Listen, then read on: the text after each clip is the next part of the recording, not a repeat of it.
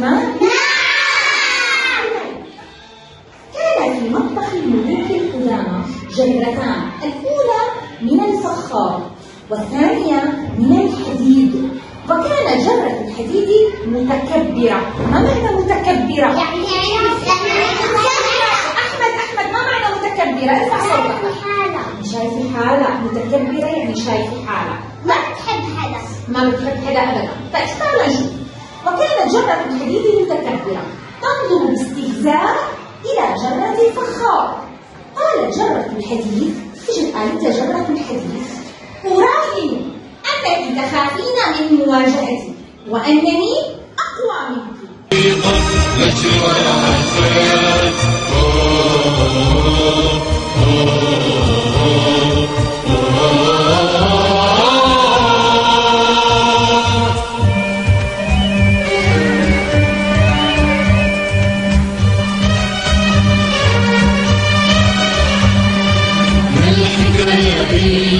مزيج تلك وذاك، وفي الحكاية غاية متعة وانسجام.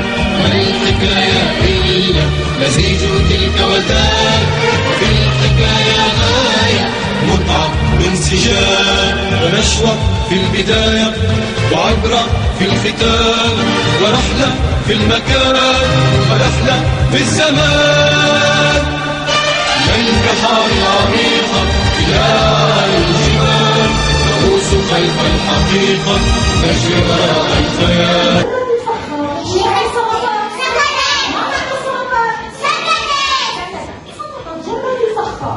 ومرت الأيام. ما معنى مرت الأيام؟ الناس إلى مكان القصر. إجا مجموعة من الناس لوين؟ على مكان القصر، ويحفرون داخل طبقات التراب العميقة. صاروا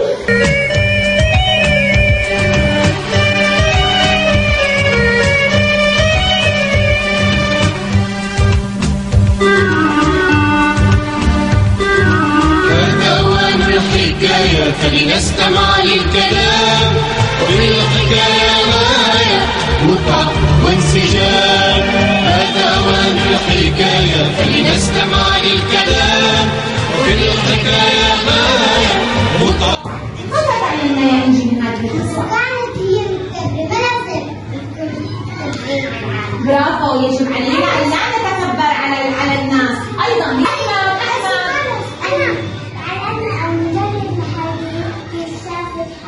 كيف نحن لازم نشوف حالنا يا أحمد؟ لا أبدا. ليه لو سمحتي؟ إنه ما نستخف بالدرس، لأنه تعاملهم بنصف نصفنا بالدرس، بالنهاية نحن نكون خسرانين أم ربحانين؟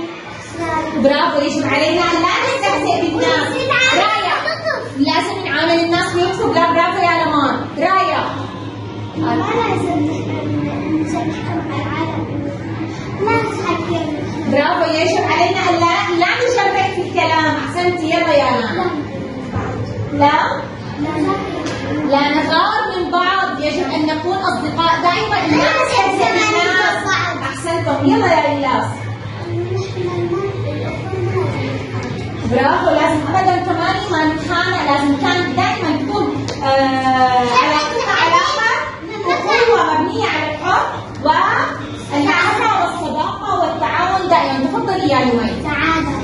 لا يجب أن نصرف على الناس لا يجب أن نصرف على الناس بدون سبب. أحسنتي يا لمي. أحسنتي. هل عجبتكم القصة؟